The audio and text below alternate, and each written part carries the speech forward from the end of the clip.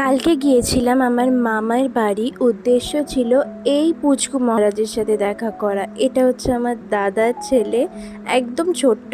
তারপর এই যে বৌদি প্রথমেই আমাদের আম পান্না দিয়ে গেল, খুব ভালো হয়েছিল। আর এই আলু চিপসগুলো না আমার মিমি বাড়িতেই বানিয়েছে, রোদে শুকিয়ে। আমার তো দারুণ লেগেছিলো, আমার জন্য আবার মিমি বাড়িতে দিয়েও দিয়েছিল, এতই ভালো হয়েছিল। আর তারপর এই যে দুপুরে ছিল এলাহি বন্দোবস্ত। আমি চিকেন বিরিয়ানি খেতে ভালোবাসি বলে আমার জন্য সেটাও আনা হয়েছিল। আর ছিল চিকেন কষা, যেটা মিমি বাড়িতে বানিয়েছিল। আর চিকেনের এই পিসটা দেখো, অসম্ভব বড় ছিল। আমি তো খেয়ে উঠতে পারছিলাম না, এত বড় ছিল। সত্যি বলতে বিরিয়ানিটা অসম্ভব খেতে ভালো ছিল।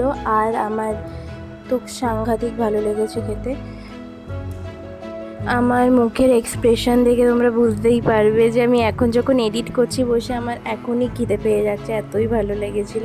আর এই চিকেনটা যেটা মিমি বানিয়েছিল সেটাও খুব খুব ভালো হয়েছিল। এটা মিমিকে বলতেই একেবারে কড়াই ধরে নিয়ে চলে এসেছে। তারপর বৌদি মিমি সবাইকে আস্তে আস্তে খেতে বসে গিয়েছিল। খাওয়ার পর আমরা উপরে গিয়ে গসিপ করছিলাম, আর এই যে পুচকুটার সাথে মিমি একটু খেলছিল।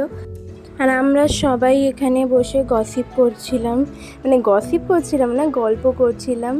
সত্যি কথা বলতে অনেক দিন পর যেহেতু সবাই দেখা করেছি, তো অনেক গল্প জমেছিল। আর এই যে তারপর দই খেতে খেতে আমার দাদা আর বৌদির বিয়ের ভিডিও দেখছিলাম, কারণ আমি ওদের বিয়েতে ছিলাম না মাধ্যমিকের জন্য। তারপর বাড়ি ফেরার সময় মুষলধারে বৃষ্টি শুরু হয়ে গিয়েছিল, তো আমরা বৃষ্টিতে ভিজে ভিজে বাড়ি যাই।